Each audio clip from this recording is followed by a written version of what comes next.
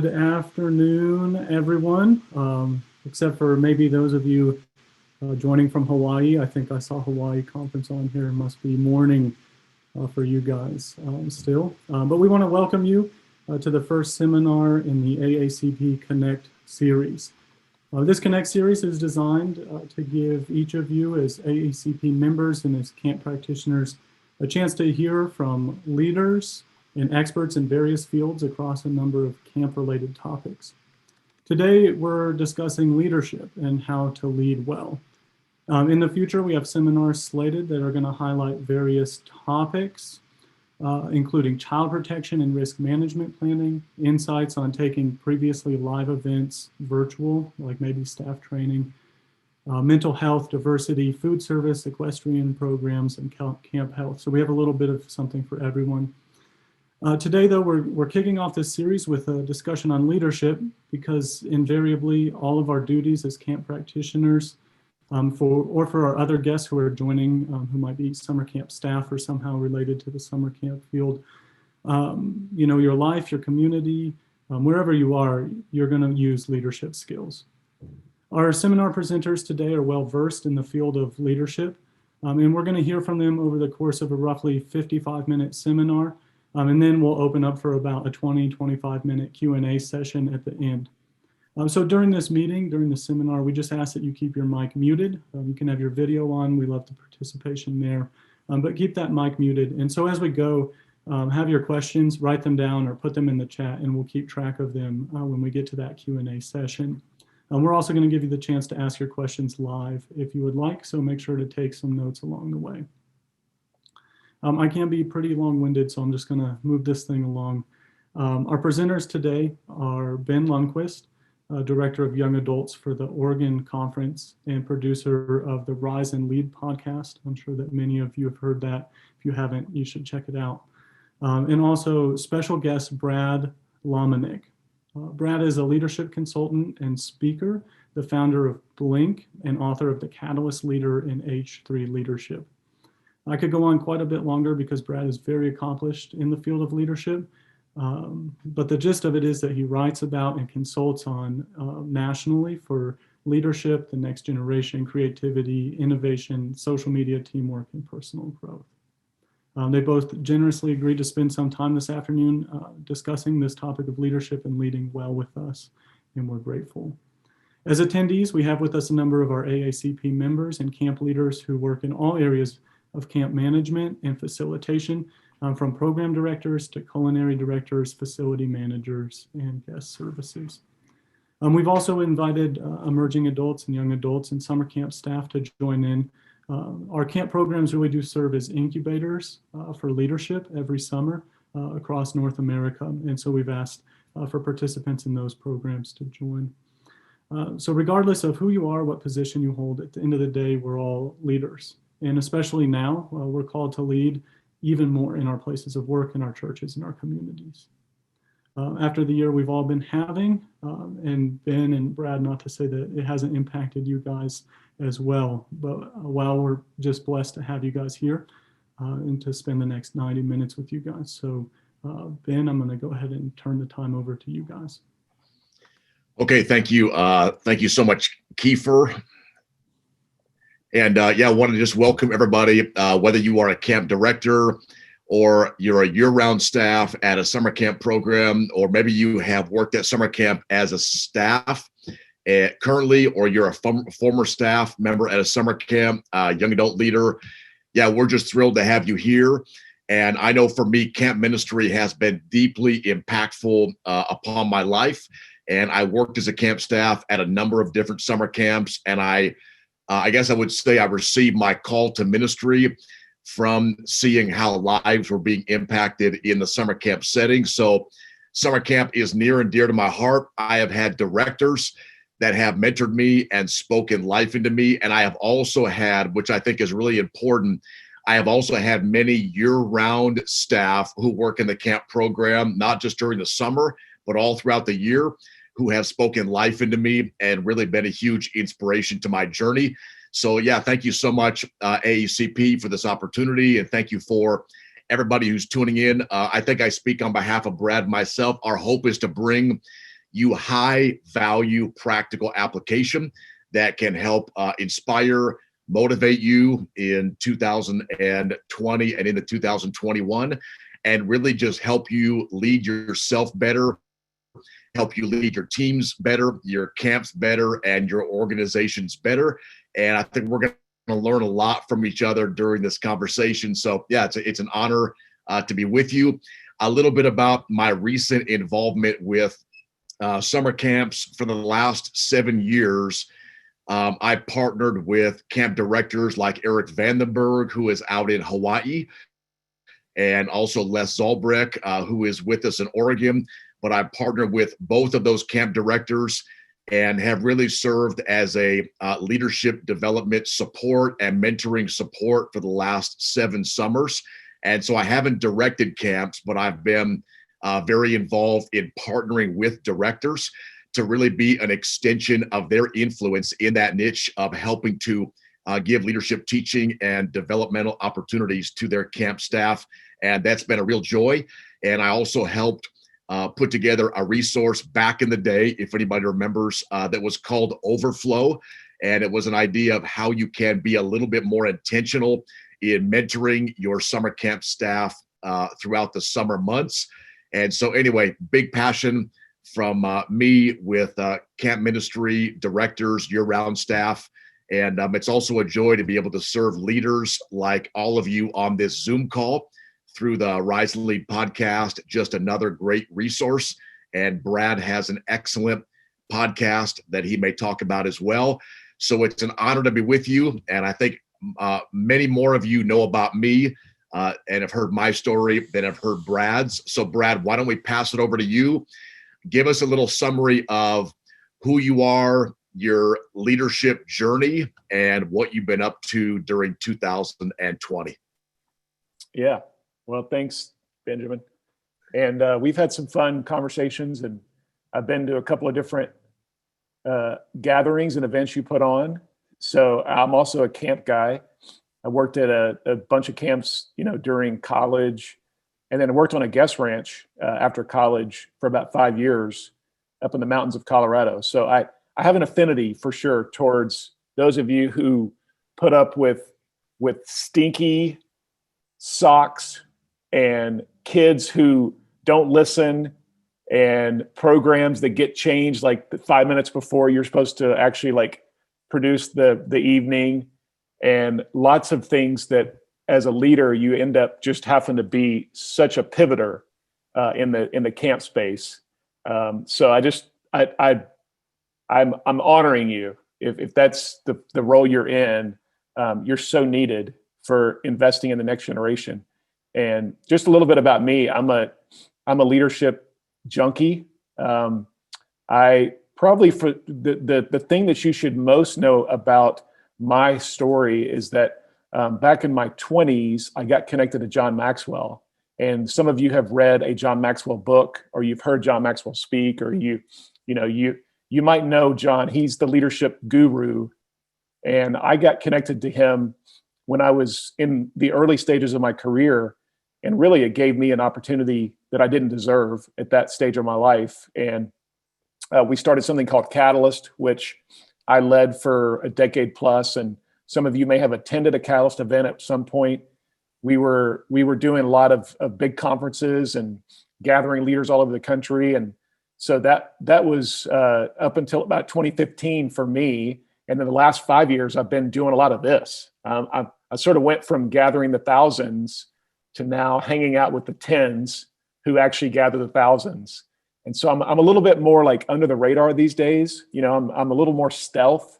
I like to say that I'm leading the Christian mafia, which I don't know what we're doing, but we're trying to take over the world. So a lot of my work these days is with organizations and trying to connect leaders and bring them together, and still, I guess, be a thought leader in some form or fashion and stay up to date on the trends.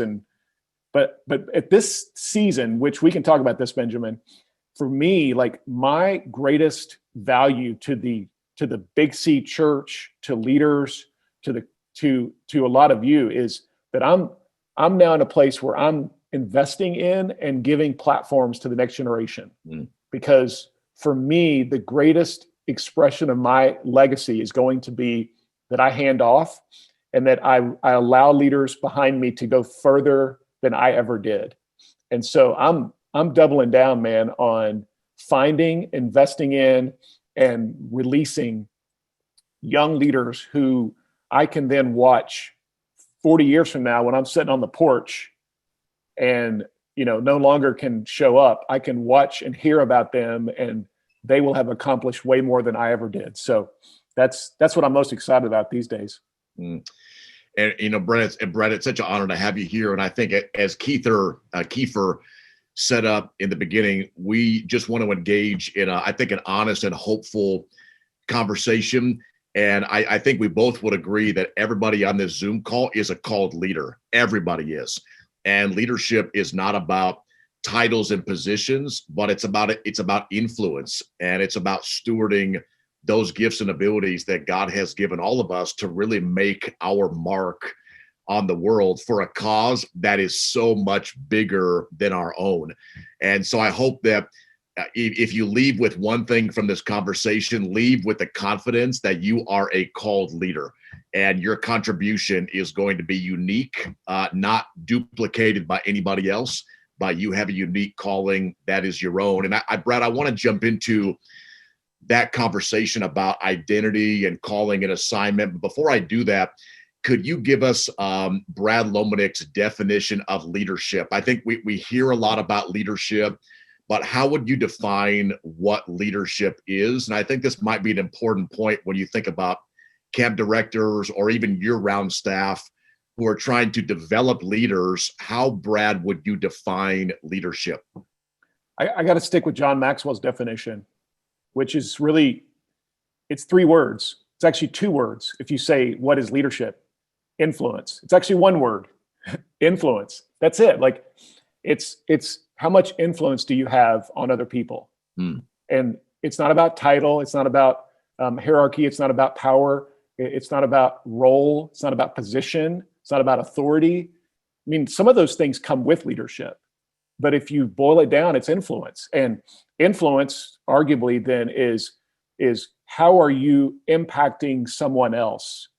So the ultimate definition then of if leadership is influence, then leadership is impacting other people. And that, you do have to lead yourself. That's part 1. But at the end of the day, like the ultimate legacy of leadership is that you made people around you better. Like you pushed them to places they wouldn't go. You gave them the tools and the runway to go faster and further than you did. So there's a lot of definitions out there, but I'm going to stick with that one. Yeah, I love that, the idea of leadership being influence. And I really think it's so simple, it's profound, but it can be easily communicated to camp staff, that a lot of these directors work with year round. And you mentioned something, Brad, about the first job of a leader is to really lead yourself. And you mentioned, I think, that word healthy. How important is it to be a healthy leader? How do you lead yourself to a place of health? And one thing I've learned is that we naturally reproduce in others the way that we live and lead ourselves. And so I think it's not just a challenge of, hey, you want to be a leader. We want to be healthy leaders who are producing healthy leaders. So how important, Brad, from your perspective, is the health of the leader? How do you lead yourself well? And maybe a third part to that question, has there ever been a time in your life when you personally were not leading yourself well? Let's start with the last part of that. Okay. Because that's the most fun to talk about because it's the failure side, which, by the way, Tracy is on point with the chat, the notes in the chat. I love it. I'm watching what I'm saying, and I get to see it in real time, man. It's awesome. So let me give you the time when I was dysfunctional as a leader, or there's many, but I'll give you one example. 2014, I'm leading Catalyst, which is this big conference movement. We're up and to the right as an organization. We're selling out events. We have more influence than we've ever had before. We are the top of the food chain in the Christian leadership conference space. But I was getting dysfunctional and toxic as a leader. And the reason is because the pressure, the weight of responsibility of growing something, of building something, was starting to push down on me in such a way that it was now exposing the things that I was not taking care of. And it was physical. I was out of shape. I was not in a good place physically. Spiritually, I would say I was like dormant, or average at best. Mentally, I was fatigued. As it relates to emotionally, I wasn't very empathetic as a leader. In the early days, I would celebrate all the time when we would hit a goal, and I was for people. And over time, I had only celebrated the things that were the ultimate expressions, and I was not taking time to actually invest in people and care about them. So all that as backdrop. So we're at Dave & Buster's, and we're playing skee ball and hoop shoot. It's a celebration day for the team. We hit a big goal, and we're all 25 of us are there, and we're really competitive. So we got a lot of tickets from the hoop shoot and the skee ball. And the team goes and buys me a gift at the gift shop at Dave & Buster's. And they come to me, thank you for this day. This has been great. We bought you something. Here you go. And inside this bag is 2 dolls. And I pull out the first doll, which I didn't know it was a doll, but it was a doll. It was an angel doll. And it was like, what is this? Well, thank you, Brad. That's the leader we love. We'll follow you anywhere. You're the perfect example of Jesus' model of leadership. Okay, awesome. I reached back in the bag. The second doll is a devil doll, which, again, why does Dave & Buster's have devil dolls in the gift store? Whole nother issue. What is this? Okay. And they said, well, that's Darb. And I said, who's Darb? And they said, well, that's your nickname that we've been calling you for a year behind your back. I said, okay, continue. Well, that's the leader we despise. That's the leader that when Darb's in the office, we run for the hills. When Darb's in the office, the interns are afraid to talk. When Darb's around, everybody's on eggshells. Now we love Darb because Darb will get things done. But we don't like Darb because Darb is so dysfunctional that we never know what we're going to get that day. And my first response was, I'm going to Darb all of you in the next week, and you're all fired, right now on the spot. And it took all of them together at Dave & Buster's to confront me, on this. But I had a choice at that point as a leader. And the lesson for me was over time, I had slowly decayed into a leader that people around me who were closest to me, they really didn't like anymore. In fact, they despised in some ways. And this happens to a lot of us over time as leaders. The slow, steady decay takes us down. And I didn't have a burnout. I didn't have a moral failure. I didn't steal money from the company. Fortunately, there was a team around me who was willing to confront me and say, Brad, we love you. And we're giving you these dolls as a joke, but it's actually in some ways a moment for you to reestablish the leader that we love to follow. And, am I the leader that people love to follow? Am I the leader that I would follow? And I had become the leader that I wouldn't even follow myself. And so healthy leadership in terms of self-awareness and self-leadership is that whenever that moment comes when somebody or a group of people or your spouse or your teammate, when they have appropriate honor and credibility with you, and they come to you and say, hey, can I give you some feedback?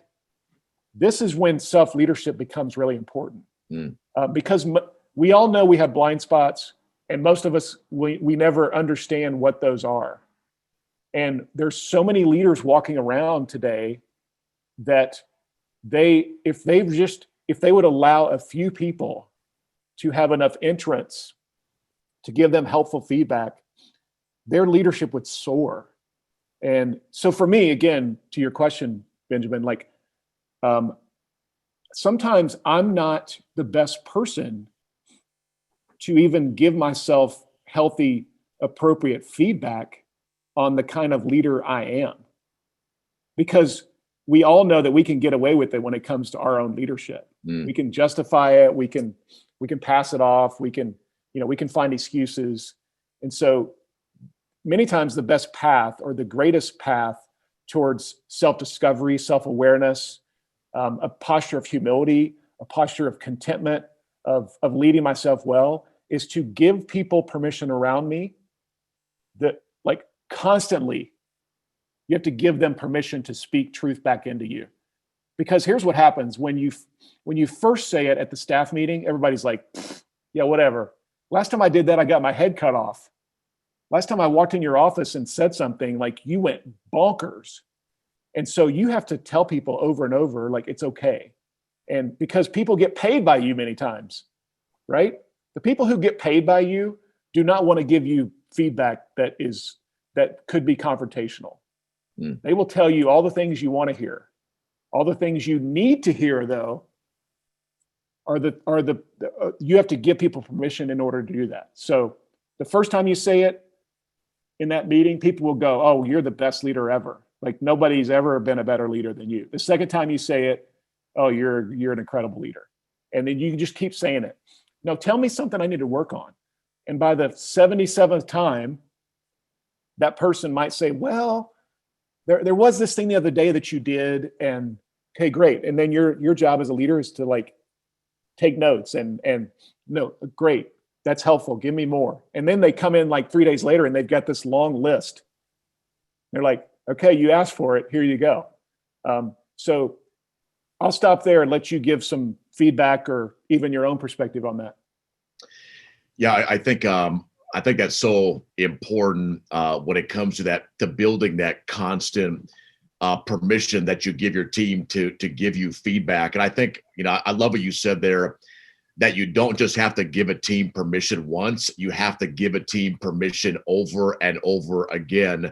And for a year-round staff or a summer camp director, leader, thinking about that 3 or 4 months over the summer, you're going to have to build that permission into the rhythm of you leading over those multiple months, where your team is always reminded, especially that CADCO team or kind of that inner circle, that I want to learn, I want to grow, I want to lead this summer camp program with humility, and I want you to be able to give me feedback.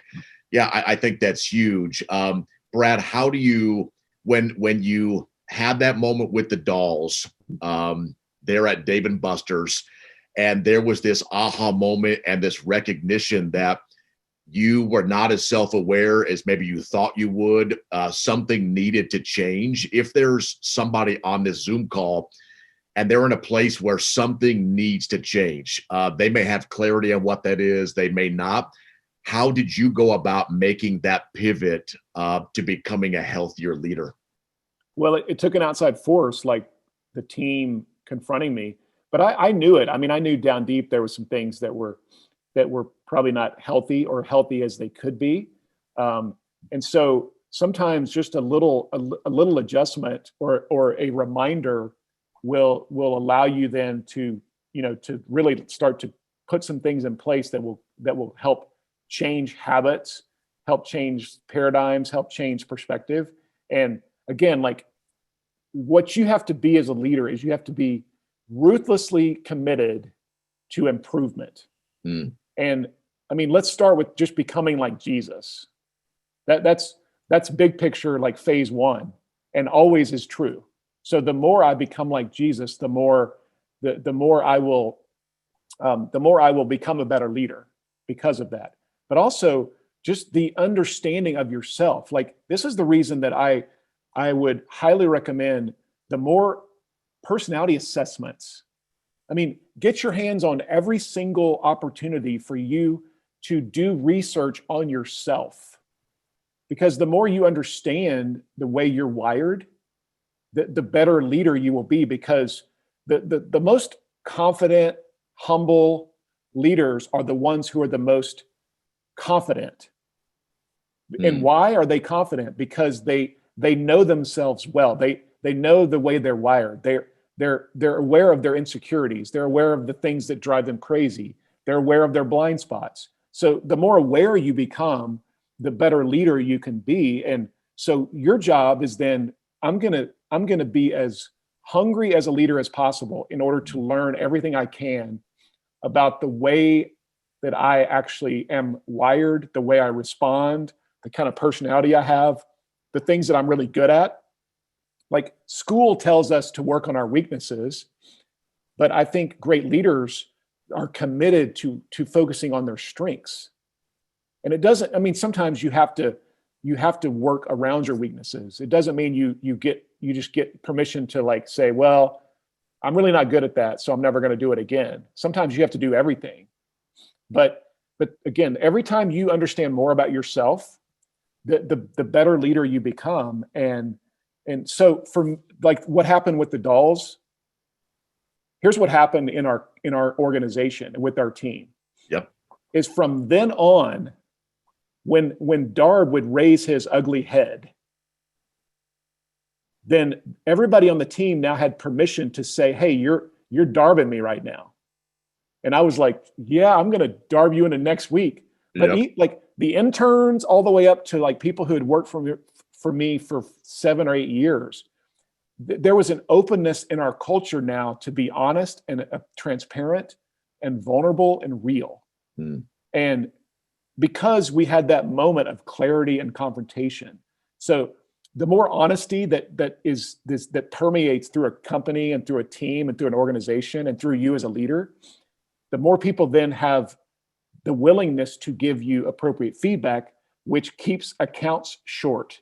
The reason there's so much gossip and sideways energy and like all this stuff that is so not important in organizations is because everybody's trying to figure out, like, how do I like work the system?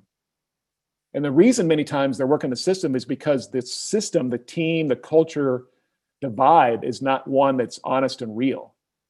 So the more honest we all become, the more we can give each other feedback, the more we can like push back on each other, the more we have permission to do that in our culture, the more we'll love to be on that team. And this is the leader's responsibility. Yep. Because I promise you, leader, like if you've been around a long time and you're the grand poobah, that person who just joined your team is intimidated by you. And you look at that and go, really? Like, you're intimidated? Are you kidding me? Like, but you have to tell them over and over, don't be intimidated by me. Like, I know I carry sort of a rough exterior, but I want you to know that I love you and I'm for you and I care about you and I want to get to know you. And they're like, oh, okay. And then, the more that is true over time, the better people will start to lean in. And some of us as leaders, we love being intimidating. We do.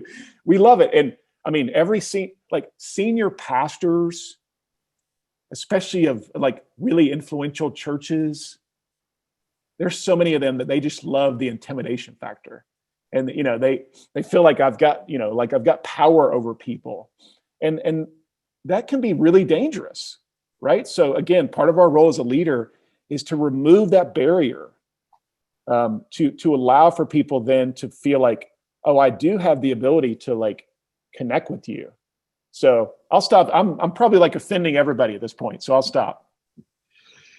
Yeah, I resonate so much with what you said. And when you think about building that healthy culture in your summer camp program, your teams and organizations, for me, Brad, I think that culture of honesty and that feedback, it really starts with, when you lead yourself well, how honest are you going to be with yourself? And I think when you think about leading yourself well, for me, there is no one that is more challenging to lead than me. And it's because Amen. I'm not honest with myself, and I overextend and I cut corners and I say yes to way too much. And I also love the affirmation of more and more invitations, and sometimes being a people pleaser, and you like that little bit of ego stroke, that it can be challenging to say no. And so you end up getting in this spiral of, I'm not being honest, I'm saying yes to way too much stuff. And so you challenged us, if you want to build a culture, team, organization, summer camp program where honesty is really encouraged, you have to be honest with yourself. And I think there's a time, especially in 2020, with everything going on, that you have to look at that man or the woman in the mirror, and you've got to ask yourself, how healthy is that person looking back at me? And am I willing to own the reality of what really is going on? Am I looking at a healthy leader?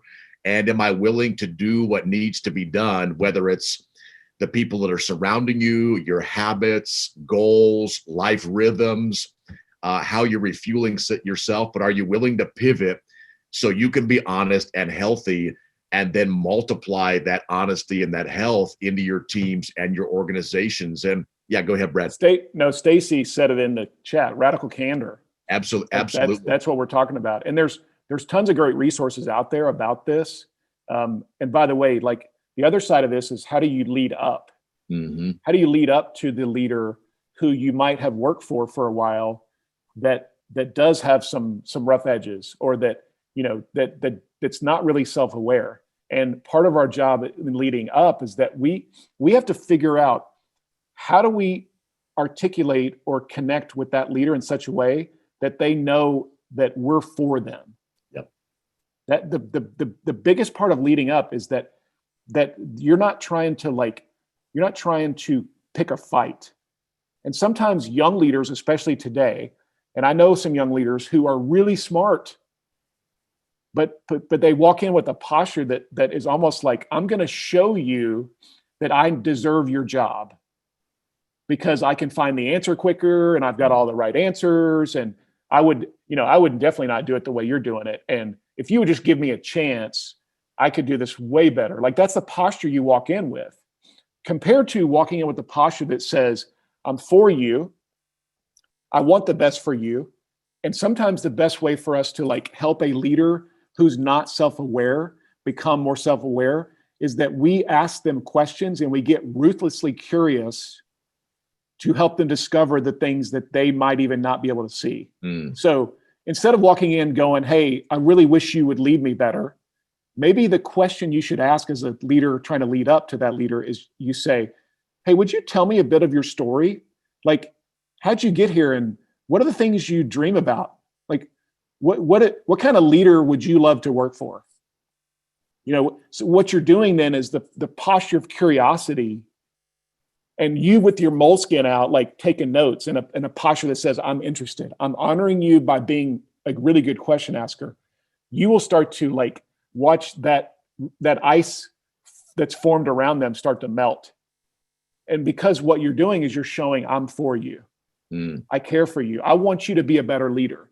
And when we help the leader we work for, when we help them be a better leader, we win and they win. Yep. But many times we walk in with a posture that says, I'm really just here to take you out of the game, so that because you're in my way now. And you talk about, like, bow it up and confrontation, that's what's going to happen at that point. So Patrick Lencioni has done a ton of work and research and written some great stuff around that topic. So The Advantage is a great book. 5 Dysfunctions of a Team is a great book. Healthy or Ideal Team Player, which is sort of his sort of posture of a leader, kind of similar to mine, H3 Leadership. So those are all great resources to check out too. And thanks, Brad, for that reminder. If we have anybody on this Zoom call that is a summer camp staff, just remembering that your influence doesn't just go down, but your influence also goes up. And what can that mean for a camp director, an area director, or a year-round staff to know that their team is for him or her, it is transformational. And I think I have talked with so many directors and those that are leading summer camps, and they feel like they're on an island and they're just walking this tightrope, not knowing if anybody's supporting them, not supporting them. So if you are a summer camp staff or somebody in their 20s, recognize that your influence, it does go down, it goes to campers, but it very much goes up to the director of that summer camp program. And Brad, I love what you said there, that when it comes to sharing feedback, that has to be done in humility and with that posture of, I want to learn, I want to help you, I want to grow, I want to partner with you, I want to help make you better. And yeah, and when you mentioned that, when the leader gets better, the entire summer camp program gets better. And that area that you are leading gets better, and the kitchen crew gets better, and the horse barn gets better, and the waterfront director gets, or the program gets better. And so, yeah, if you're a younger leader, feel the power to lead down and to lead up with your influence. Brad, and lead across too. Yeah. And lead across. Like that's, you're leading in all directions, because you're leading, you're impacting your peers equally as much as you're impacting people that might be on your team or volunteers or students. So yeah, good point. What are some of the best ways, Brad, when you mentioned leading across, when you may be under an area director by title? So how does somebody go about maximizing his or her influence on their peers? Well, I think, again, it goes back to, how can I help you? Yeah. You know, what can I do to serve you, or how can I help you get better? And so that posture of curiosity, of being an interested learner, and also saying, what does it look like for us to co-labor, like truly collaborate? And if everybody understands the rules of engagement appropriately, then we have a different mindset. And so many teams, the rules of engagement are, if you get ahead of me, or you get if you get to the prize first, you're going to take it all. That's scarcity mindset, compared to abundance mindset, which is there's plenty for all of us. Yep. And if I help you get there, and if I advance your cause, and if I help platform you, and I help you, go further than I can, we both win. And so that goes back to, well, what are the reward metrics set up like? And so many times, again, teams, we don't even realize this, but we set rewards in place that actually facilitate and encourage a scarcity mindset, compared to setting up rewards that actually encourage and demand abundance. And just one example of that would be, how do you incentivize people? Because everybody loves to be incentivized. I don't care who you are.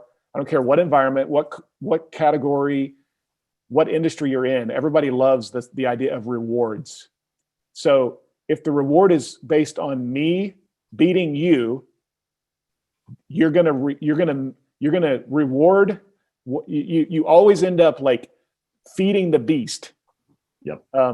So compared to if the reward is, if you win, I win.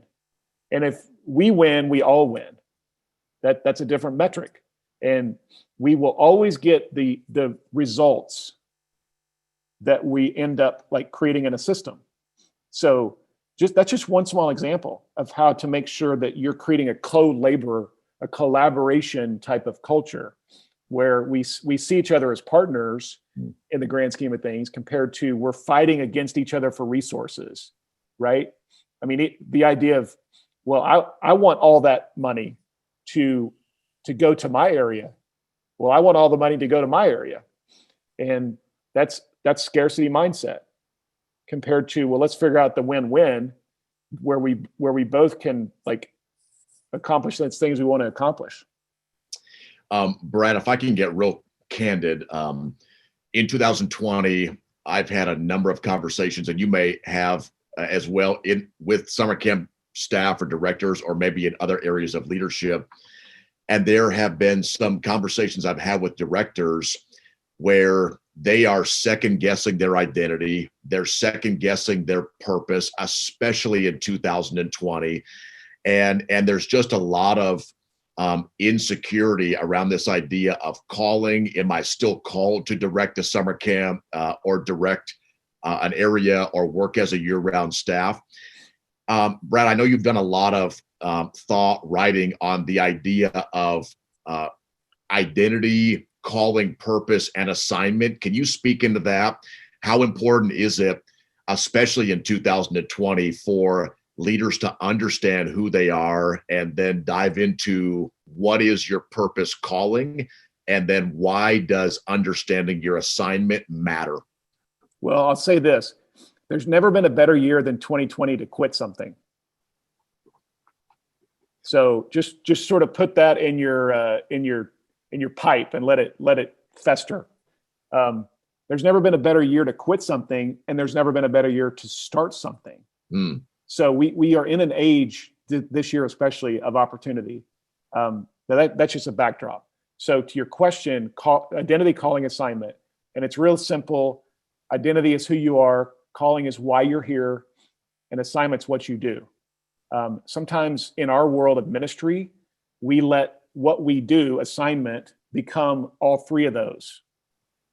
Raise your hand if you've ever wrestled with that. Like all of us have. Like the identity, when somebody says, well, tell me about yourself, you go straight to what you do. And it becomes the why you're here, it becomes who you are, and it's what you do. That's really dangerous. Because what happens is if you lose that sense and it's incorrectly wrapped around the wrong axle, then you lose all sense of who you are. Compared to my assignment, my what I do, my vocation, the thing I get paid for, that my job, it's simply one chapter in the book. And going forward, the average 25-year-old, whether we like it or not, is going to have perhaps 15 to 20 different assignments over the course of their 40 to 50 year arc of their career. So it's never been more important to actually get these things right, because otherwise we're bouncing around schizophrenically from thing to thing without anything connecting the dots. And so we need somebody to be a test dummy on this. Who can we pick on, Benjamin? Should I pick on you or somebody else? No, let's pick on somebody else. Yes, I like it.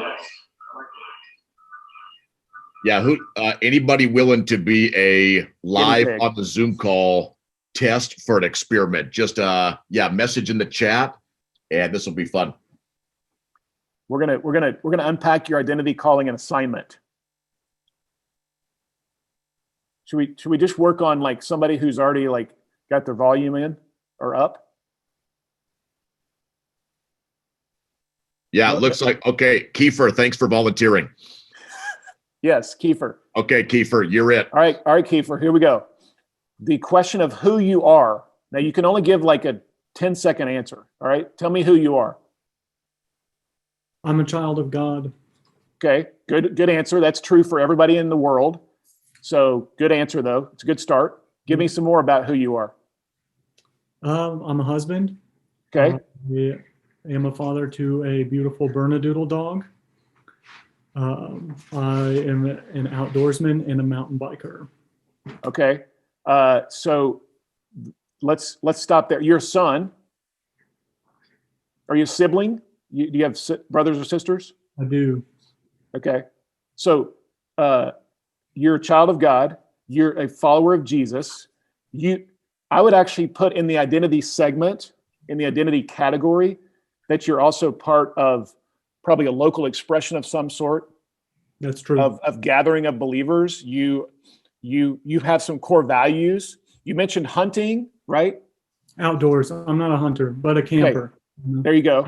Those are actually core values, okay, or the way you're wired, that are all unchanging. This is key on identity, unchanging. Things that will be true about you for the rest of your life. So everybody gets the picture there. Like, that's identity. What you did not say is the next one, which is calling. So let's talk about that. The why you're here. And this one is usually the hardest one to figure out, the why you're here question. So and there's no right answer or wrong answer, but just give us what you feel like is your calling statement on your life. Oh boy, this is tough. It's hard. I feel like I am where I am because I've said yes to opportunities, and that I feel called to better organizations and to ultimately contribute to people's lives. Okay, good. Now let's dig a little deeper there. Okay. Tell me about some of your areas of both gifting, the way God's wired you, along with things you're really passionate about. Okay. I'm gifted in organization. I'm gifted in focus. Okay. Gifted in the ability to get things done. There we go. Yeah. So if people describe you, they describe you how, Kiefer? Shoot. Are you the person that they say, "Oh, put that on Kiefer's plate because he'll make it happen"? Probably. Yes. That's a breadcrumb of calling right there. Okay. And I'm over here saying, yeah. She's like, amen in that. Yeah.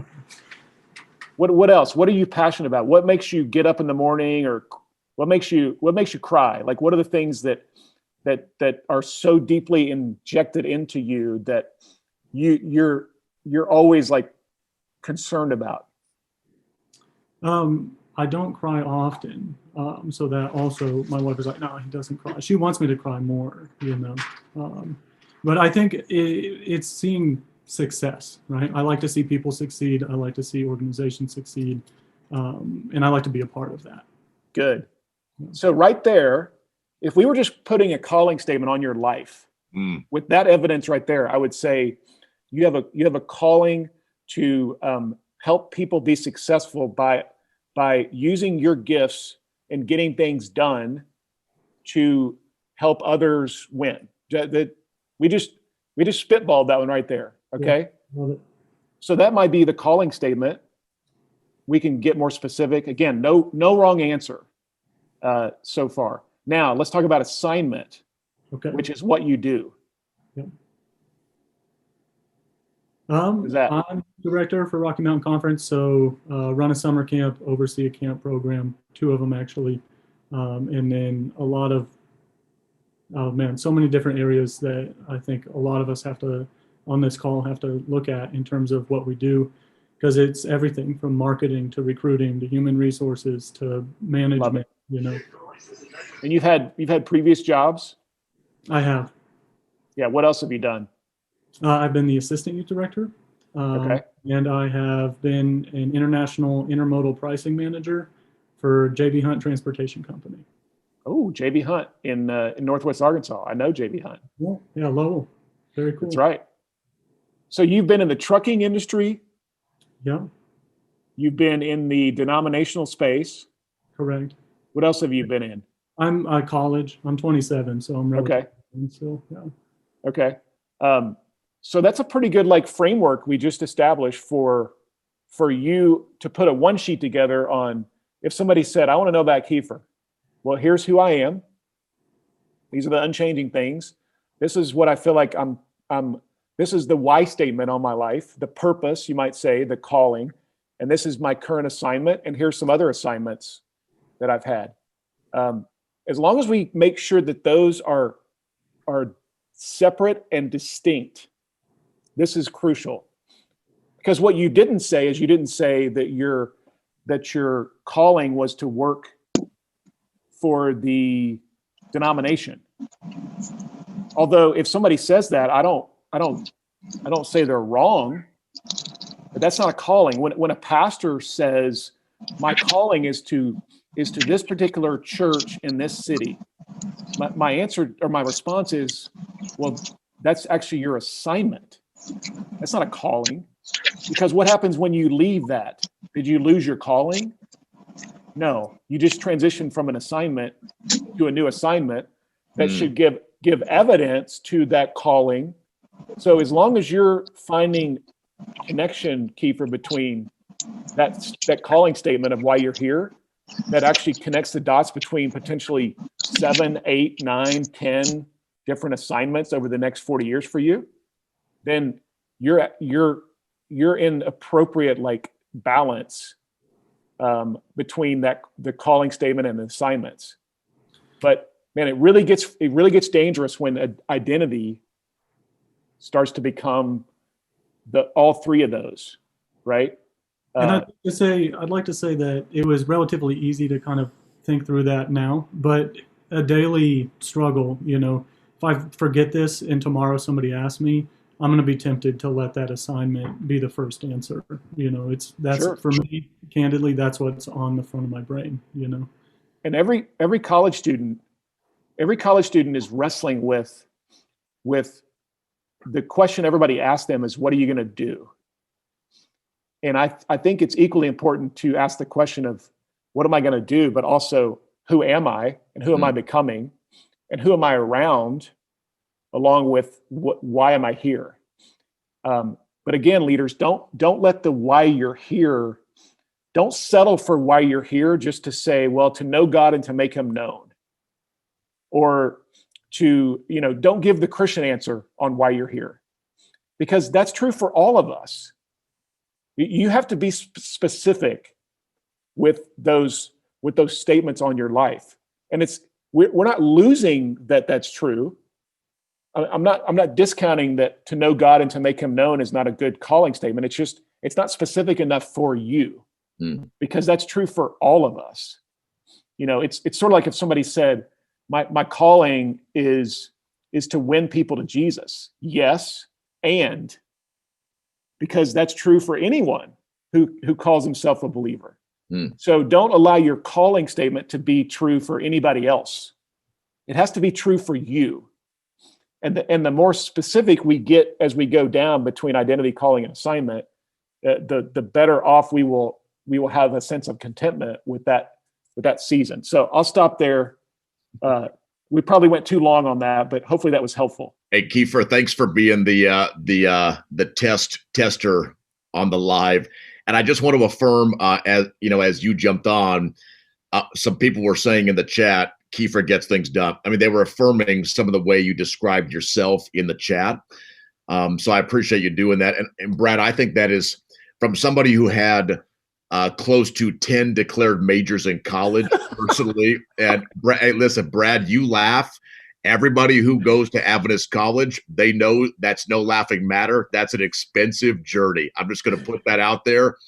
And but I think part of the struggle that I had personally is I didn't really understand what you were talking about with the identity, the purpose, and the assignment. And for anybody who is leading out in camp ministry or leadership in any way, I just want you to just think about this is such a game changer concept, because when you get up in the morning, you have to claim who you are and know who you are when you start your day. And when you walk out of that meeting that you feel didn't go well, and your team may not be behind you, or you made a decision that wasn't great, before you go down the emotional roller coaster of devaluing yourself, you've got to call a timeout and go back to, I know who I am. I am not what I do. I am whose I am. Yep. And being able to go back to that. And I think that's such a big deal, because a lot of directors of camps, you base your value on how that summer camp program goes. And you base your value on how your recruiting is going and how many buildings you're developing and how much your staff is uniting. And you got to really say, I know who I am apart from the role that I play in the summer camp program, either 3 months or year round. And I love what you said, Brad, about that idea of purpose. And if anybody wants a great read, I'll go ahead and plug it. Brad's got 2 great books, H3 Leadership, fantastic. And the one that was previous to H3 Leadership is called Catalyst Leader. And Brad, in Catalyst Leader, you offer some questions on that area of purpose. And there's a couple questions that you suggest people wrestle over when it comes to honing in on, why do I exist? And if I can remember, which I'm pretty sure I can, what would you take a 50% salary cut to do? What would you do for free because you are so passionate about that thing? What did you love to do as a child? Because often your wiring as a child, it still exists in adulthood. It just looks more adult. And I think there was one about, think about the last time in your life that a day flew by. What were you doing when you lost track of time because you loved what you were doing so much? And then I added one for fun that wasn't in the book, I don't think. The idea of what breaks your heart. Yep. Because often what breaks your heart is what God is calling you into to create change. And you really challenge me even right now that your purpose calling statement cannot be identical to anybody else's because you have been created for that unique contribution. And one thing, Brad, about that assignment, I think in a time that it's so hard to plan long term and it's so hard to vision long term. And I think a lot of us wrestle over, what am I supposed to be doing with my life? And what is this grand plan? And I think for me, it brought me a lot of focus to say, God is going to lead me for a lifetime, but that lifetime of being led by God is comprised of assignments. So versus stressing over and losing sleep over, God, what do you want me to do with my life? A better question is, what is the current assignment that God has in front of me? And I think you had mentioned, Brad, on a different convo, the goal is to be faithful and fruitful to your current assignment. So if you're in college, crush college. If you're in your first job in the marketplace, crush your first job in the marketplace. If you're a seasoned camp leader, crush it and do well in that space. But yeah, Brad, that for me, that idea of assignment was a real game changer, because I just looked at this overwhelming, huge vision of my life, and it was almost too much at times. So to just think, okay, Benjamin, you can be faithful and fruitful to the assignment that God has in front of you. For me, I can do that, and I can focus on that. And it's your kingdom scorecard. Yeah, that's what's beautiful. Like you're taking what might feel like this insignificant season of assignment, and if you crush it, your kingdom scorecard is equivalent to somebody else who might be in their sweet spot and carrying something significant. And the idea that you took your 5 and turned it into 10, and they took their 100 and turned it into 200. In the kingdom, those are equal A pluses on the grade sheet. So, and here's one other thing, and we can move on. Like the more, and this is true for any of you who have kids, or even if you're in your 20s right now, the way you discover sometimes both the calling and the assignment is you say yes. Just keep saying yes. Don't feel like there's only one yes. That's too much pressure. And so many 20-somethings are they're just dripping with anxiety because there's so many options today that you have overload of options. But don't be afraid of that. Like, just lean in. And I want a 20-something who by the time they get to 30, they've had as many experiences as possible, because the more things you experience, the more you can look at it and go, well, that really helped me come alive. That was really not my sweet spot. Yep. Yeah, that really wasn't, so you're doing the process of elimination many times, compared to what we tell people when they're in college is, you better make a decision and it better be the best one. That's crazy. Like, we should be going to college when we're like 40. That's the best time for us to actually go get our major, because by that point we've actually figured out what our sweet spot is and the intersection is. Brad, we're about to go to Q&A, and so folks, just want to give you a little heads up as Kiefer facilitates a Q&A. Any questions in the chat, make sure you throw those in there. Someone wanted some clarification, Brad, on when I said crush your current assignment. Crush is a positive term to mean do your best in that space. So I just want to let people know, like, crush doesn't mean Orange Crush the drink, and it's not a negative, but to crush is to give your all to that current assignment. I don't want to call anybody out, Ken Rogers, but thank you for asking that question about Crush. Brad, before we go to Q&A, you are very well read in the areas of leadership, and I know you're very interested in leadership trends. Can you talk to us about what are going to be some of the most important leadership approaches going into 2021? Oh, wow. I love this question. I mean, I could spend hours talking about this. So I know we don't have, I know we don't have hours. I think, that every organization, these are big picture. So these are macro level trends. But organizations are flattening because we're remote and we're virtual. We're not gathered in the same place. So all the power structures are going away, which means this: great team members in 21 are going to be self-starters, and they're going to be self-disciplined. So you better put your your helmet on in terms of being able to get really good at being self-disciplined and focused. If you're not, especially in a remote world and with less hierarchy and authority and structure and power, you're going to have to be more and more willing to lead yourself, but also make decisions and step out of your comfort zone and be willing to take that project on. So the idea that you have to sort of own your own economy in an organization is going to be more and more prominent, and it's going to be more important. Some of us love that. Some of us are entrepreneurial.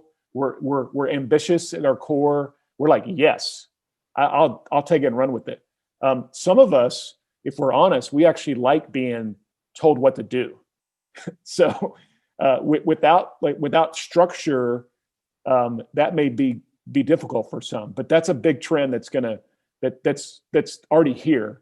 The free agency mindset, the gig economy, the project generation is already true, and that's just getting sped up more and more and more. I think in 5 years, a lot of us, when we ask the question, "Who do you work for?" like who pays your paycheck? The answer for a majority of us in America will be, well, what day? Because I have a bunch of different organizations that pay my paycheck, and all of that again is it's a trend that we are now becoming our own little organizations that will then sort of we'll sort of project out our services and our skill set to perhaps more than one organization, and that's closer and closer than it's ever been, because I promise you, everybody, a lot of you on this call have got a side hustle that you're working right now. Not necessarily while we're on the call, but you might be. The side hustle mentality is now becoming more and more prevalent, and will continue to do so because we have the ability to build our own economies.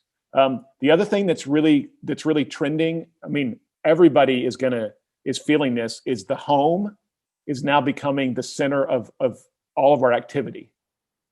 And what does that look like in terms of how we do life, but also how we neighbor, how we do church, how we interact with people, how we gather, how we congregate, because everything is now easy to do from your home, not just work, but school, entertainment, shopping, education.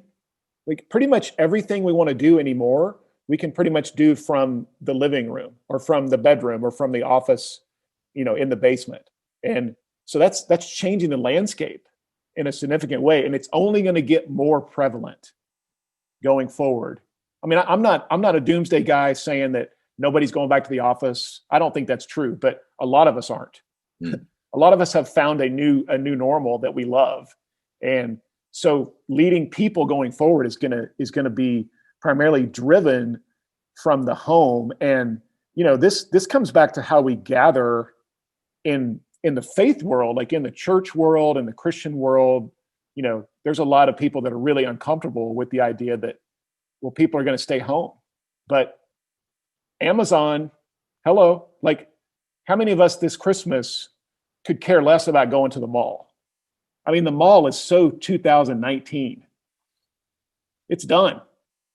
Put a fork in the mall, man. I love the mall, but it's done. It's toast. Nobody's going back to the mall. It's over. So the same is true with how we gather. And let me give you one more, and then we'll do some questions. And this one comes back to the idea of a leader is that we have never in the history of mankind had so many resources available to us for free. So when a leader says to me, Brad, where do I start? I'm not even sure. Like, how do I learn? I just want to punch them right in the throat, because the reality is this, like, just start somewhere. I mean, just Google leadership. Hello. Like, and this is not for us because you guys are leaning in, but for everybody on your team and people that you influence, there's no excuse anymore. And if, I have hundreds of podcasts that are sort of on my list. I have tons of speakers and leaders and communicators that I listen to on a regular basis. I'm getting my PhD right now. I might be getting my third PhD based on the content I'm consuming. And so I think it's true that I'm getting ahead, meaning that like I'm out in front so I can talk about trends and I can talk about the voices. But guys, like, you can all do that. I don't have the magic pill. I don't have the secret sauce. Like, this is available to all of us. I don't have access to like a secret subscription that nobody else has access to. I'm doing the hard work of like curating content for myself. And so it's available to all of us. It's readily available. It's ubiquitous. And so your job now is to start to be a curator. And this is where I was going. And I'm sorry I'm going longer, but the curator in the future will be the influencer, the curator. So the expert who knows the experts, the person in a community who can gather people, the conductor. Like, the conductor's not blowing the trombone in the orchestra. The conductor is curating. Like, they're bringing together all the great musicians, and so that's the power, I think, going forward of how we influence people, is we're much more of a curator and filter, because there's so much noise out there. And your job is to now like bring some sense of like filtering to the noise. All right, I'm stopping there. Sorry. Let's get to some questions. Kiefer, one thing I just want to say is I think that's such a great point of making sure that you are moving as a leader in the direction of being a self-starter with what God has laid on your heart, that we all recognize that we are called to be leaders who are learners. And we have all this access at our disposal to be able to lean. And I would love to see summer camp directors and those who are year-round staff, or even departmental directors, when you meet for the summer, be able to tell your team, I have boiled down the best leadership teaching from the last 6 to 9 months. And I'm going to give you, as the curator of what is out there, the best of what has impacted me, because I think it's going to help expand our summer camp program. And I love that idea of helping the people you influence navigate the noise and the resources and the content to bring them the best of what you feel like is going to be the most beneficial for your summer camp program, for the area that you're leading. I love that idea of curating. Kiefer, we got some Q&A. Let's jump in. Yeah, and we've got a lot of questions rolling in, so hopefully we'll get through a good chunk of them. We are going to be stopping, at the half an hour mark, so we'll get through as many as we can here. The first question came in. This is for Brad. Brad, how and when did you identify your own calling, and what advice, other than always say yes, can you give a young adult who's unsure? I wish I knew who was asking that, because I would like to ask them more questions about their unsureness. Or maybe they were asking for a friend. Maybe. I don't. I'll have to go back and find who asked it. That's fine. I'll tell you real quick. I think I discovered the calling statement for me which my calling statement is to influence the influencers through connecting, gathering, and equipping. That's now I've also got sort of, this underlying kingdom. I'm a kingdom investment banker. That's the spiritual element, of my calling statement. But really why I'm here is I influence influencers. So I'm on a Zoom call with a bunch of leaders right now. Man, I'm hitting a home run in my calling. I'm gathering leaders at Catalyst events for 10 years. I'm hitting my home run of my calling through that season of assignment. I'm riding horses in the mountains of Colorado in my 20s for 5 years. I was influencing influencers. I didn't even realize it, because all these guests who were showing up at this guest ranch, they were all like the captains of industries around America. I mean, they're leading companies, they're running like big corporations. And for 2 hours a day, I'm getting to like hang out with them. I'm influencing the influencers. So that statement for me has connected the dots in every season of assignment I've had. And I learned it in my 20s. I didn't know what to call it. I wasn't sure if it was like even, I didn't have a good phrase for it. It took me probably 10 years to even just come up with the idea of influencing influencers. But I got it right. It really started to sink in about the age of 30. And that's when it took off for me. So but the yes for me, the yeses that I kept saying in my 20s kind of led me to that. And so if, the other part of the discernment of calling that Benjamin was given, like really good questions, is let people around you help you discover it. Because sometimes you can't see it, but other people can. And they may articulate it in a way that they'll say, well, you should be a doctor. Okay, well that's an assignment, but let's unpack the calling side of a doctor. It's because you help people. It's because you always have a propensity to serve. You're a rescuer. You're a healer. Like you always were the one who would show up first when somebody got hurt on the football field or on the playground. Like those are calling breadcrumbs, right?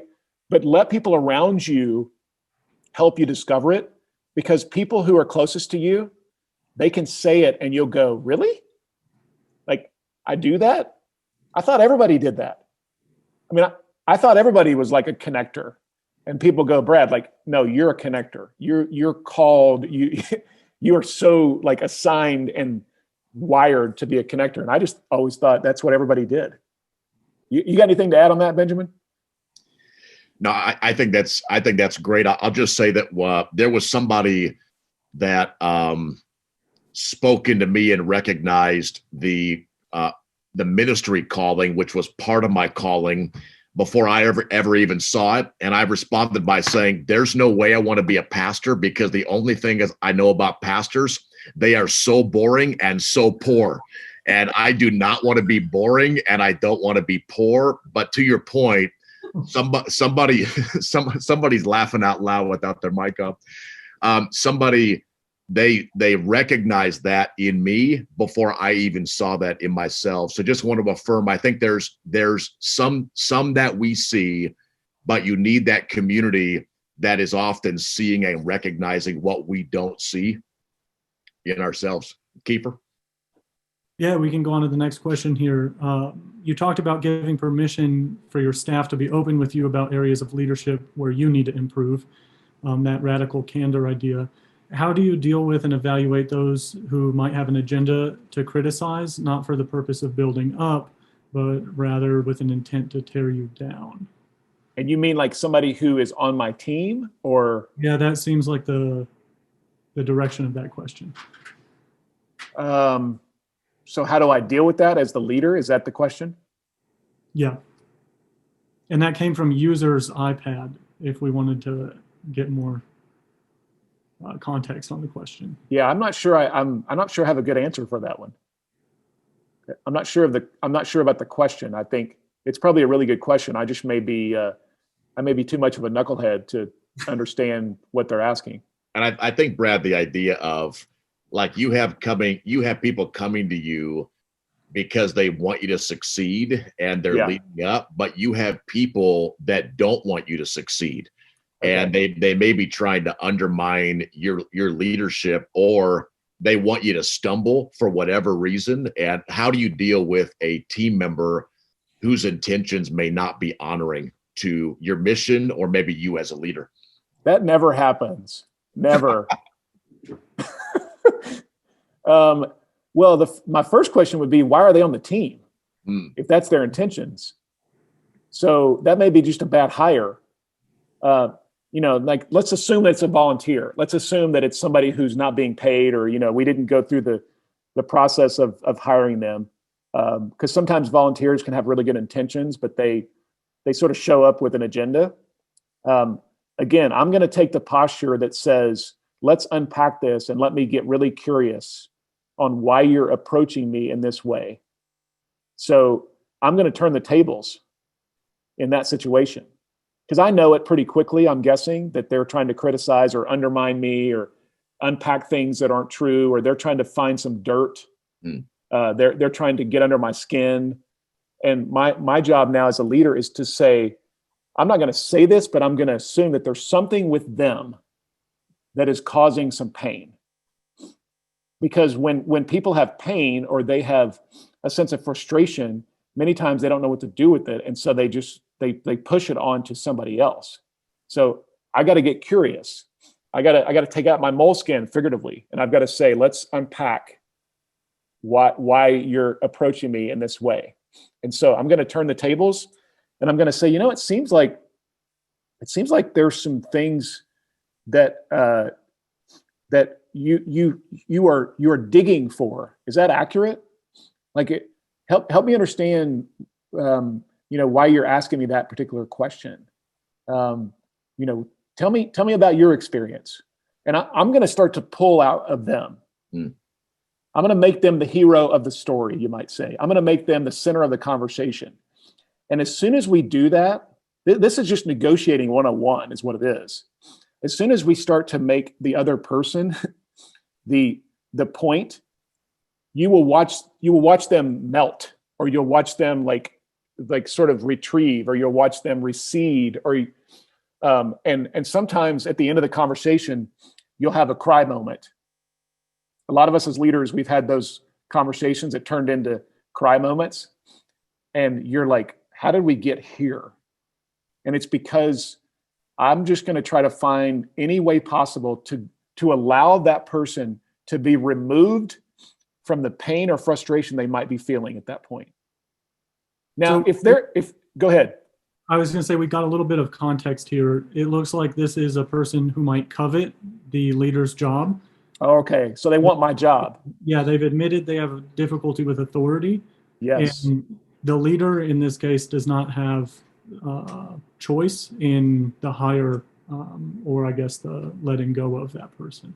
So I have no ability to have this person to decide if this person should be on my team or not. And they want my job. Is that fair? That's fair, and it seems like a situation. Man, I mean, we got systems issues then. This is not a personal thing. It's a system that's dysfunctional is what that is. That's a whole other thing to unpack. So good luck with that, whoever that is. Good luck. Lord bless you. Thank you. We'll move on to the next question. That's not helpful, I know, but sorry. Next question here. How does leadership development look like, or what does leadership development look like for the next generation from 2021 and beyond? Is that for me or for Benjamin? For both of us? For both, yeah. Well, I'll say this. There's a lot of reverse mentoring happening. So leadership development doesn't mean just because you've been around the longest, you have the most to say. Now, it might mean you do. I mean, it could mean that you do. But the idea that I might have just gotten here, but I have so much to offer. So the development engine of a team and a culture and an organization, it has to be built on what expertise do you have, or skill set do you bring to the table? And it's not based on hierarchy anymore. It's not based on power. It's not based on I've been around the longest, so therefore I know the most. And So you got to create a culture that says we give feedback often, we give feedback on a regular basis, and feedback doesn't matter whether you've been here a long time or you just got here. It also is based on the best idea wins, meaning that we have such a culture of openness and abundance and premium or freemium mindset that we allow for everybody to learn from each other. And that's a systems question. But if you just have the posture that says you want to start to think about how do we allow people who work here, how do we bubble up the best ideas from the people furthest away from the nuclear reactor? Meaning that whoever's in power, we know who that is, the they, right? There's the they, in quotes, they. So how do we build a culture that allows for people furthest away, down the food chain, on the furthest levels out? How do we allow for those ideas to come back and move the needle for the way we're operating, the learnings we have? Because the person closest to the problem always usually has the solution. I'll stop there and let Benjamin jump in. Yeah, I think that's really good. And I'll go back to a word that I've heard you use, Brad, a number of times, and you mentioned it a little bit earlier, but the word curating.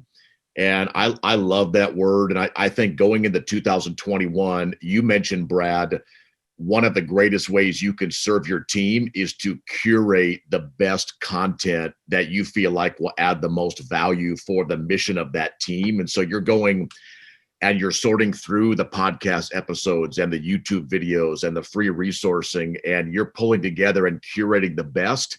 That's one thing I've found, that when you offer a young leader, here's the world of resourcing, he or she is lost. There's too much. And so I think part of 2021 is going to be, as a leader influencer, you have to curate the best content that is out there, so you are giving your team the best value that they need to accomplish. Either, I think you always have two missions with the team: empower and help team members grow individually, because you are leaders, reproduce leaders, and then you want to accomplish the mission of your team, for summer camp and anything else you're leading. So I think that curation of content, and Brad, I heard you say on a podcast with Carrie Newhoff that I was listening to a number of weeks ago, also the idea that we don't know when and if big events are ever going to happen again. We don't know. Yep. So moving into 2021, the call of leaders to curate small groups of people that he or she can invest in. So instead of thinking about my investment is going to come from a stage, my investment may come from a small group. It may come from meeting at Starbucks. It may come from a series of Zoom calls. But I think that the idea of, I'm going to go into 2021 just waiting for that stage platform, that may never happen again. But what can happen is you can curate that small group of people. And I want to give a shout out to my friends in Hawaii that are out there that are sitting with a small group of leaders and doing some things out there. But that was one thought I had, Brad, curating the content in 2021, but then also curating small groups of leaders that you as the influencer are going to be investing in. Yeah. And local. I think the smaller and more targeted and you might say intimate, the more intimate, smaller, local, personal, specific you are with your curation, the more impactful it will be. So don't get caught up with, well, I don't have a national platform. You do have a platform somewhere. It might just be with 3 or 4 people that are on your team. That's a great place to start. Like, curate for those 3 or 4 people. Yep.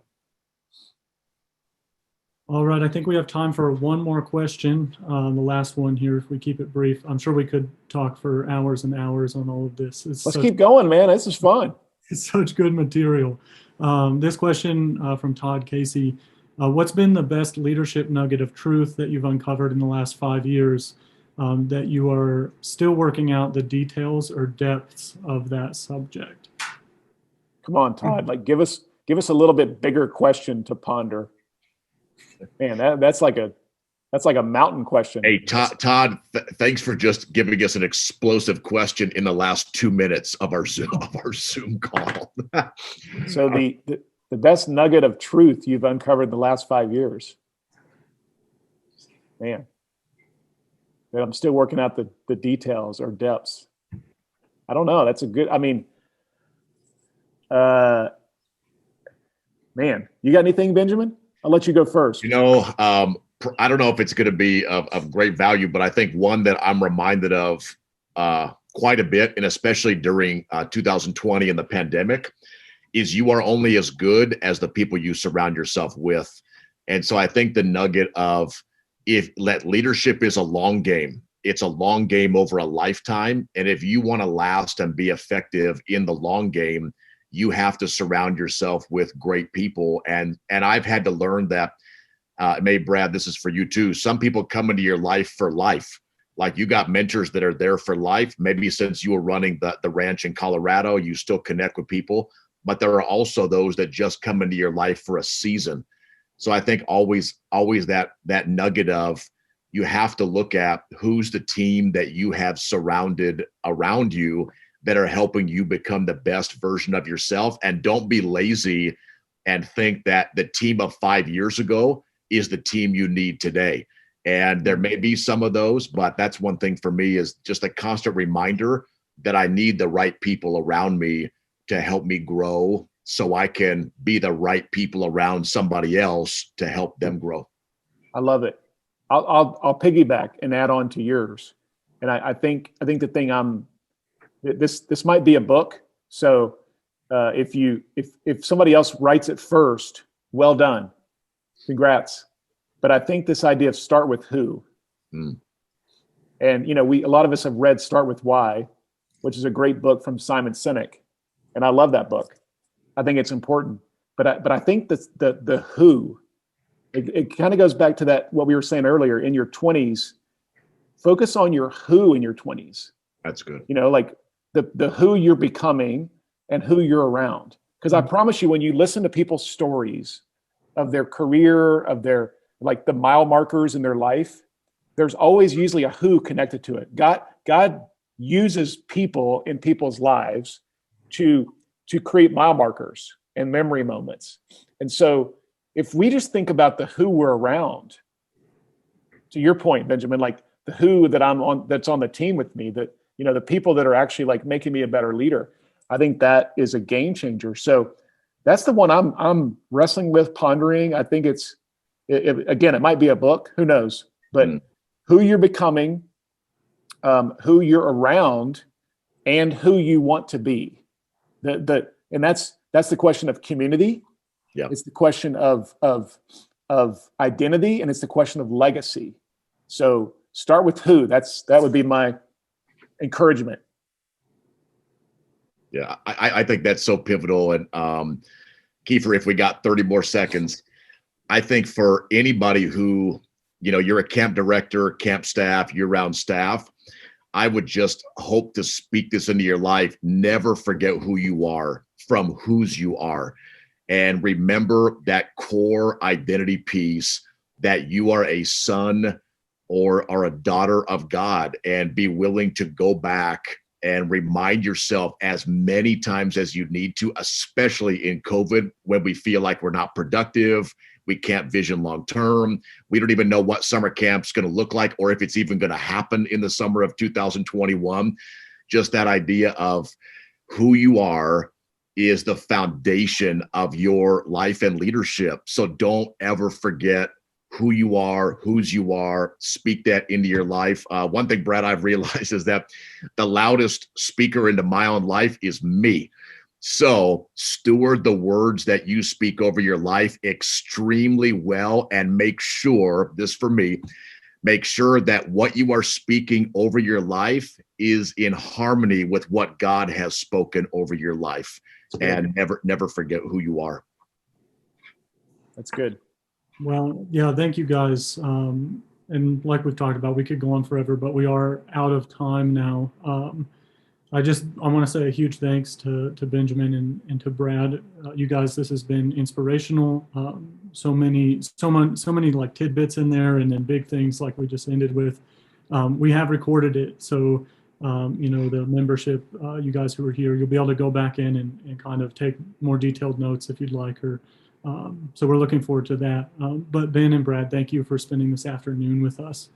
I would also like to thank the team that helped pull this together. That was Hector Perez, Dennison Sager, Bill Wood, Tracy Wood, Brad Forbes, and Roger Wade have all had a part in this whole series. So thank you.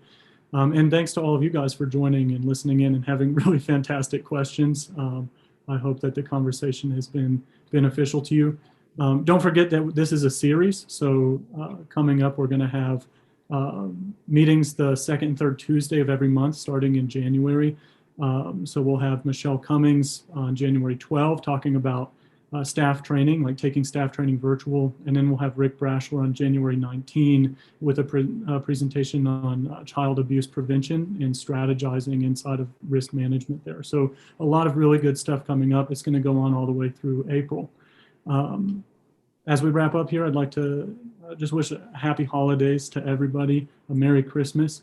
I'm going to invite Dennison to just say a closing prayer for us, and then we'll keep the Zoom open here for about 10 minutes if you want to stick around. Otherwise, thank you. Good afternoon. Good evening. All right, Dennison. Sure. Let's pray. Father in heaven, what a full afternoon this has been. And I just want to thank you for the opportunity for us to get together and just be together. But I also thank you for the wisdom we've heard today from Ben and from Brad. And wow, Lord, there's a lot there. And we just pray that you would help it to sink into us and help us to remember the calling that you've placed on us. In whatever realm you've put us in, Lord, we're a leader for you. And you've told us in the Bible to remember to work, not like we're working for somebody else, but that we're working for you. Help us as we go from here to find those around us who we can kind of help to mentor to be the leader that you've called them to be also. It's not just about us, but it's about the team we can put together and help you win the world with. Again, thank you for being with us today, Lord. May the things that we've learned help change us and maybe not be the same that we were when we arrived here an hour and a half ago. Be with us now going forward. Thank you again for Ben, for Brad. I just pray your blessing on their ministry and on all of us as we go out to work for you. Thank you, Lord. In your name I pray. Amen. Amen. Amen. Thanks, Dennis.